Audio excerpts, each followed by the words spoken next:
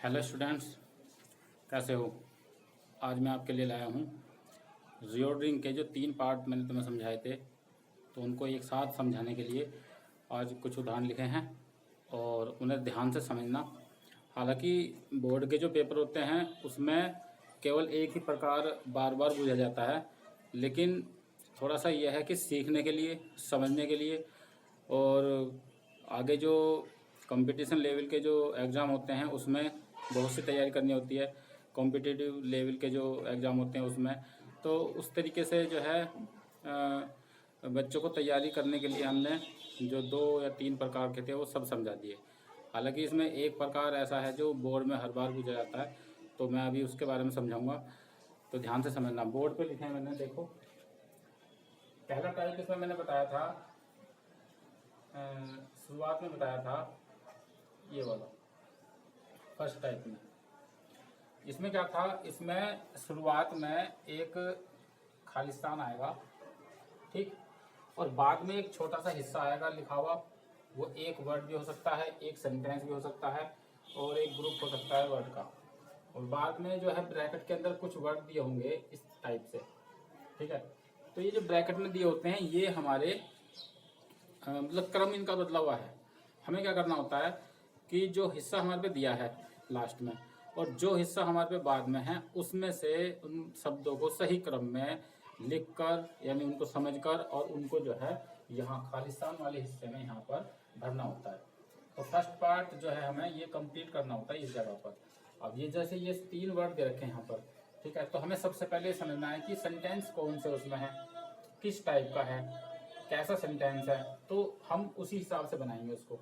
तो सबसे पहले हमें सब्जेक्ट देखना है, तो लिखा दीज न्यू डॉल्स, तो ये पूरा हमारा सब्जेक्ट है, ठीक है। दीज न्यू डॉल्स, तो यहाँ पे नंबर 1 पे आ जाएगा, 2 पे आ जाएगा और 3 पे आ जाएगा। इस क्रम से इनको यहाँ पर हम सेट कर देंगे।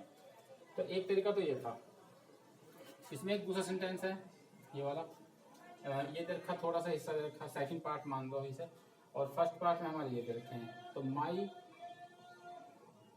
ब्लू पेन, ये इसका क्रम होगा, my blue pen is very costly, ये चीज यहाँ पर आ जाएगी। तो ये जो तरीका हमने समझाया था ये रियोर्डिंग के अंतर्गत ही आता है और ये फर्स्ट टाइप है। तो इसे बच्चों ने किया होगा, समझा होगा, एक्सरसाइज दी थी मैंने वो भी की होंगी और उन्हें कुछ समझ में भी आया होगा कि यदि हम सेंटेंसों की पहचान कर लेंगे सही से और उन जो हमारी यूज होने वाली सिंपल वर्ब हैं और जो मेन वर्ब हैं उनकी पहचान कर लेंगे तो हमें उस सेंटेंस को बनाना आसान हो जाएगा, उसे कंप्लीट करना आसान हो जाएगा। अब इसी इसमें दूसरा जो बताया था वो सेकंड टाइप का ही है। इसमें क्या था, इसमें शुरुआत में थोड़ा सा हिस्सा दिया होगा सेंटेंस का कुछ पार्ट, और बाकी का जो हिस्सा है वो हमें ब्रैकेट के रूप में दिया होगा। यहाँ पर भी कुछ वर्ड दे रखे हैं ऐसे ही अलग अलग, तो वो हमें इसके हिसाब से यहाँ जो बाकी का खालिस्तान है इसमें हमें रखने हैं।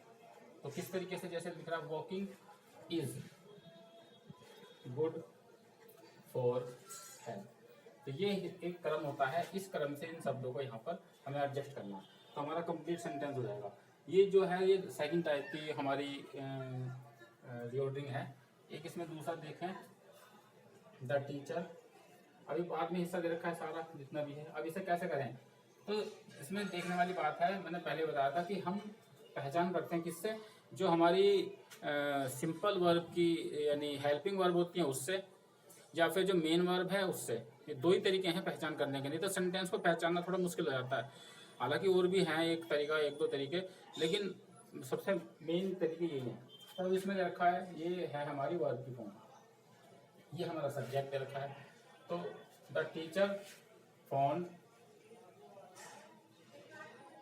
द मॉनिटर अब्सेंट, ठीक है। तो इस तरीके से ये बन जाएगा, the teacher found the monitor absent. तो ये क्रम है। तो ये फर्स्ट टाइप में हमारा ये हो गया, सेकंड टाइप में हमारा ये हो गया, और एक तीसरा प्रकार बताया था जो ज़्यादातर पेपर में आता है और अधिकतर यही है। कई साल के जो पिछले साल के जो पेपर देखे गए हैं उसमें अब जो पैटर्न बनाया है बोर्ड के पेपर में वो यही तरीका है कि इस तरीके से पूरा सेंटेंस ही दिया होगा लेकिन उनका क्रम बदला हुआ है। देखो ये जो शब्द लिखे हुए हैं ये क्रम बदला हुआ है, इसको सही क्रम से हमें लिखना है। तो सही क्रम से लिखने का वही तरीका है कि पूरे सेंटेंस में सबसे पहले ये देखो इसमें वर्ब की फॉर्म कौन सी है, उसी के अकॉर्डिंग हम शब्दों को सेट करेंगे। अब इसमें देखो ये जो ड्रिंक दे रखा है ये ड्रिंक की सेकंड फॉर्म है। ड्रिंक मीन्स पीना और ड्रिंक मीन्स पिया। तो सेकंड फॉर्म किस में आती है? जो पास्ट इंडेफिनेट के अफर्मेटिव सेंटेंस होते हैं केवल उन्हीं में ही हमारी वर्ब की सेकंड फॉर्म लगती है, वी सेकंड जो होती है, वी वन और वी सेकंड। तो हम क्या करेंगे, इसका रूल लिखेंगे पहले, क्योंकि इनको समझने के लिए थोड़ा रूल की ज़्यादा जरूरत होती है। तो सबसे पहले क्या करेंगे हम, सब्जेक्ट प्लस वर्ब की सेकंड फॉर्म, ठीक, वी सेकंड जो है, और उसके बाद है हमारा ऑब्जेक्ट और फिर OW। तो इस तरीके से हम इसको बनाएंगे। अब इसके अकॉर्डिंग हम जो है इस शब्दों को रखेंगे। तो सबसे पहले क्या है, हमारा सब्जेक्ट ढूंढना है द कैट, द कैट, ठीक है, हमारा सब्जेक्ट आ गया द कैट। अब हमें क्या है, वर्ब की सेकंड फॉर्म लगानी है, वो हमारे पास है द कैट ड्रंक। तो फर्स्ट नंबर पे तो हमारा ये आ गया, सेकंड पे आ गया। अब क्या, all the milk, all the milk. तो इसका अर्थ होगा कि बिल्ली सारा दूध पी गई। तो ये हमारी सेकंड फॉर्म ने हमको ये पहचान दिला दी कि ये पास्ट इंडेफिनेट का अफर्मेटिव सेंटेंस है। और जब हमें वर्ब की फॉर्म का पता चल जाएगा तो हमें उसका सूत्र भी लिखने में आसानी हो जाएगी। जब सूत्र उसका लिखा जाएगा, जो रूल है जो वो लिखा जाएगा, तो सेंटेंस के जो शब्द हैं हमारे पास जो बिखरे हुए हैं इधर उधर, तो वो एडजस्ट करने में आसानी हो जाएगी। तो इस तरीके से जो है रीऑर्डरिंग का जो तरीका है बनाने का, वो सबसे बेस्ट तरीका यही है कि सबसे पहले तुम्हें अपना जो है सेंटेंस को पहचान कर, उसकी पहचान करके और उसके अकॉर्डिंग उसका रूल लिखकर तब उसको तुम करोगे तो आसानी होगी, ठीक है। और एक बात और बताऊं कि बिना प्रैक्टिस के कोई भी काम नहीं हो पाएगा। मैंने देखा कि मैं रोज जो है एक दो एक्सरसाइज देता हूँ और बच्चे पता नहीं बना रहे हैं नहीं बना रहे, भगवान जाने। एक दो बच्चे हैं जो रिप्लाई करते हैं, बाकी का तो पता ही नहीं है। देखते हैं, सब वीडियो देख लेंगे, लेकिन उसको बनाएंगे या नहीं बनाएंगे ये नहीं पता। कितना सीख रहे हैं कितना नहीं सीख रहे हैं ये नहीं पता। कोई रिस्पॉन्स कोई नहीं, किसी से पूछते हैं तो वो रिस्पॉन्स देने को तैयार नहीं, कोई बताने को तैयार नहीं। पर चलो कोई नहीं, कम से कम देख रहे हैं, इतना ही बहुत है। देखने से बहुत कुछ सीखने को मिलता है। तो जितना ज़्यादा करेंगे उतनी प्रैक्टिस होगी उनकी, और जितनी प्रैक्टिस होगी उतना ज़्यादा सीखेंगे। आने वाली क्लास में जो बच्चे हैं जो नेक्स्ट क्लास में आएंगे इस साल, तो उनके लिए तो बहुत आसान होगा अगर वो अब प्रैक्टिस कर लेंगे। तो रीऑर्डरिंग का जो हमारा टॉपिक था उसके अकॉर्डिंग हमने 3 तरह के ये सेंटेंस तुम्हें समझाए हैं। अब इनके ऊपर प्रैक्टिस के लिए मैं एक मिक्स एक्सरसाइज दूंगा, तो वो एक्सरसाइज मैं ग्रुप में डाल दूंगा। तो सभी बच्चे उसको देखें और ध्यान से करें जरूर, क्योंकि ये काम जो ऐसा है कि बिना करे काम नहीं चलने का। इंग्लिश अगर सीखनी है, इंग्लिश में अगर थोड़ा सा सही होना है, तो बिना प्रैक्टिस के काम नहीं है, ठीक है। तो धीरे धीरे प्रैक्टिस करोगे अच्छी तरह हो जाएगा। अब तो इतना पढ़ाई का ज़्यादा प्रेशर भी नहीं है, सभी बच्चे घर पर हैं और छुट्टियां हैं, तो आराम से वो कर सकते हैं। 1 या 2 एक्सरसाइज करने को तो ज़्यादा समय लगता नहीं है।